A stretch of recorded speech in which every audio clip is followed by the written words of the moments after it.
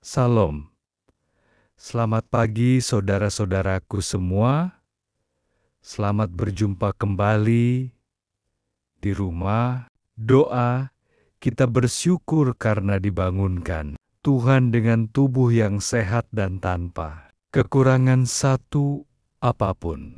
Sebelum kita merenungkan firman Tuhan, marilah kita awali dengan berdoa terlebih dahulu. Bapa, terima kasih untuk hari yang baru dan kesempatan yang Engkau beri bagi kami untuk merenungkan kebenaran-Mu. Hari ini, kami datang dengan hati yang rindu mengenal-Mu lebih dalam dan belajar untuk sungguh-sungguh berserah kepadamu.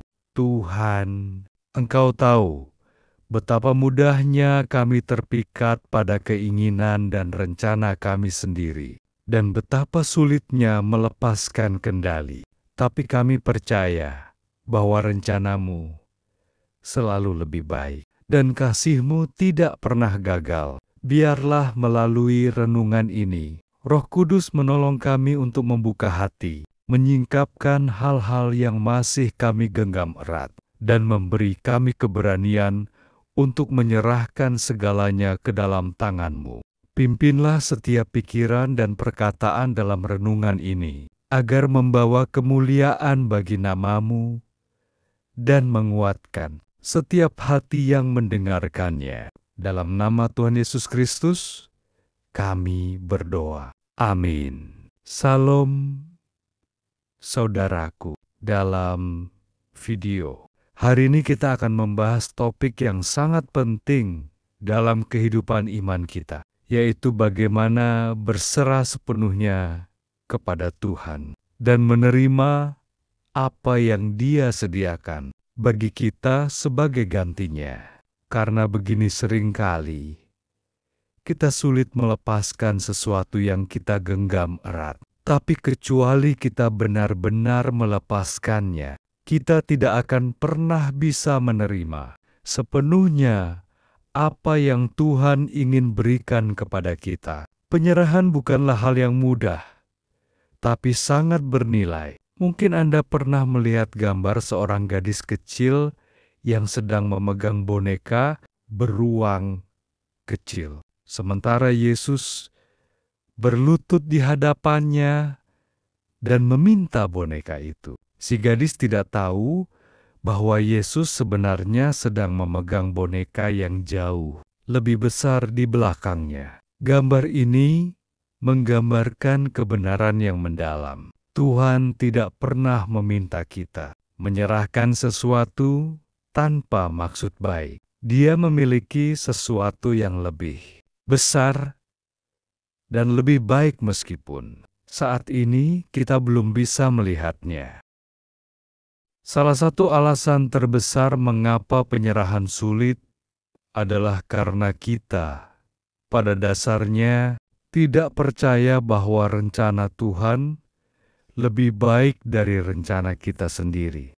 Kita punya impian, rencana, dan garis waktu pribadi, dan kita percaya bahwa semua itu akan membawa kebahagiaan.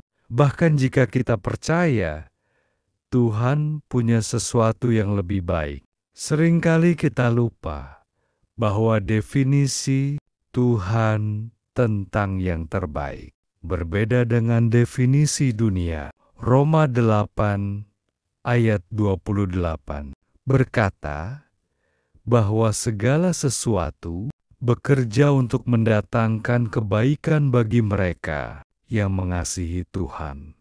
Tapi ayat berikutnya, Roma 8 ayat 29, memberi kita definisinya menjadi serupa dengan gambar anaknya. Itu artinya, tujuan tertinggi Tuhan adalah membentuk kita menjadi seperti Yesus. Jika Anda sedang menunggu jawaban doa entah untuk pasangan, anak, karier, atau panggilan hidup, ingatlah bahwa hampir Setiap tokoh besar dalam Alkitab melewati masa penantian yang sangat signifikan. Sarah, Ribka, dan Rahel bergumul dengan kemandulan. Hana disakiti oleh istri lain suaminya karena tidak kunjung memiliki anak. Tapi ketika Hana akhirnya melahirkan, bayinya adalah Samuel nabi besar yang dipakai Tuhan secara luar biasa. Melalui penantian dan air mata mereka, Tuhan menyatakan kemuliaannya. Bahkan dari garis keturunan mereka, lahirlah Yesus. Penyerahan memang menyakitkan dan melibatkan pengorbanan. Tapi, sebagai gantinya, Tuhan mengundang kita untuk menjadi bagian dari ceritanya yang lebih besar dari hidup kita sendiri. Di tempat kita menyerah, Tuhan dimuliakan. Di tempat kita lepas kendali, Dia menunjukkan bahwa Dia adalah Tuhan yang berdaulat dan setia. Bagaimana kita bisa berserah sepenuhnya kepada Tuhan? Jawabannya mungkin terdengar sederhana, tapi tidak mudah. Kita harus memutuskan setiap hari untuk mati terhadap diri sendiri. Penyerahan adalah keputusan harian. Kita harus berdoa setiap hari, meminta Tuhan mengubah hati kita setiap hari, mengakui ketergantungan kita podinia setiap hari. Memang frustrasi, rasanya kenapa kita harus menyerahkannya berulang kali? Kenapa tidak cukup sekali saja? Tapi sebenarnya, kebutuhan kita untuk menyerah berulang kali adalah desain Tuhan. Tuhan tidak menciptakan kita untuk hidup mandiri darinya. Dia mengundang kita untuk hidup dalam ketergantungan yang intim dan penuh kasih dengannya. Dan dalam proses itu, kita makin mengenal hatinya. Mari kita berdoa. Tuhan Yesus, terima kasih untuk firman-Mu hari ini yang mengingatkan kami akan indahnya hidup yang berserah kepadamu.